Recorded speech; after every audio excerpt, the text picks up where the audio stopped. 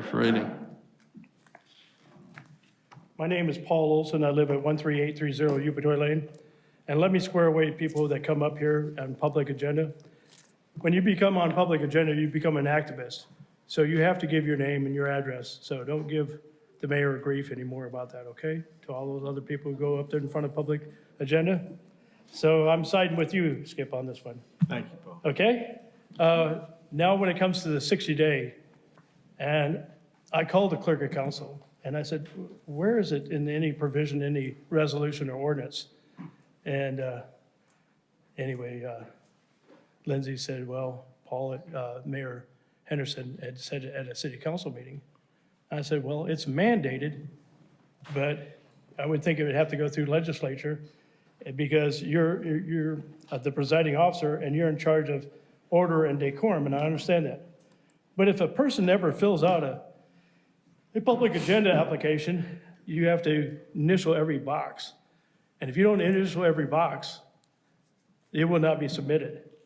And so I have a real problem with that because in the old days, underneath Teresa Tomlinson, there was 5 minutes and then you had a continuation of 5 minutes. And in this administration, Mayor Henderson, it's 5 minutes and then 3 minutes at the very end. And I don't know about you guys, but it seems like it is it's 2 hours to 3 hours sometimes. Because I was here March 4th, and I remember the probate judge went on and on and on for 45 minutes and said nothing. I felt like giving him the $81,000 myself personally, because actually that should have been at a work session instead of in front of us. But like there's two taxing authorities, and one of them is the school, and the school district puts you up to the front. You guys put us at the back, and figuratively and literally and metaphorically, it's like the old days in the bus. I feel like I'm sitting in the back of the bus coming here. I feel like I'm sitting in the front of the bus when I go over there. So think about that when you're revising this ordinance, that basically you guys work for us. And whenever you guys are running for political office, you guys are always saying, oh, I'm going to represent you, I'm going to do this. I'm the most populist person out there, meaning I'm for the people. Well, show it, guys, by implementing it into this ordinance. And the other thing is that in the OCGA code section 9-11-11.1, which states from the General Assembly to encourage participation of citizens in their rights of freedom of speech for redress of grievances. So at the state level, they're encouraging us to do this. But when we come up here, it seems like if you have any dissension at all, man, you're like, public enemy number one. That's how you make us feel sometimes. You got to understand where we're coming from. And then when it comes to the other box, it says another box you have to initial, therefore forcibly and coercion. And coercion is forcing a person to do it. And another legal term, and Walker Garrett and Clifton, you understand because you're lawyers, and I was a legal clerk when I was in the Army and also took legal courses. The word duress. Duress is an unlawful action by city officials. And when you're going down through these boxes and you don't check each and every one of these, then you're not complying it and you cannot submit it.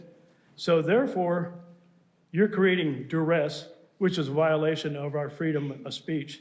And when you put us at the back of the bus after you give your 5 minutes, see, Teresa at least gave you 5 minutes and gave you a continuation of 5 minutes, not harassing you and it's harassment because you have to be a complete, let me see, what's the term? Where a masochist. You have to be a masochist to stay here to the end of the session to give you 3 minutes. I mean, you really have to be really a masochist, because honestly, it's just painful. And that's why you haven't seen me for such a long time. And I was thinking like, come on, Paul, you're 75 years old. You have a better thing to do than come up here in front of the city council and voice your opinion. But it needs to stop, this 60-day rule, because it's illegal. It was never mandated. It was never passed by a resolution, never implemented in this ordinance. It was just basically you implementing that and that you don't have that power. And in essence, it's a violation of our freedom of rights and freedom and our also civil rights. And let me see, what else do I need to say? It says, let me read this thing to you. All persons have 5 minutes to speak, and an additional 3 minutes will be allotted at the end of the clerk of council's agenda but only if requested for 5 minutes. You initial there. Then the applicant must not address the same topic of discussion more than once every 60 days. Well, guess what? You guys get to talk about that topic every time you turn around. So whenever you're allowed to do something and you don't afford the people who you represented, then in all reality, you're basically violating our freedom of speech, and it's a civil rights violation. And then it says at the very end, no incomplete applications will be considered for listing as on an upcoming agenda. You need to change this form. Otherwise, you could probably look at a class action lawsuit, civil rights violation. I'm telling you, it could get real ugly for you guys. So I'm just only looking out for you. All right, love you all. Thank you, Mr. Olson.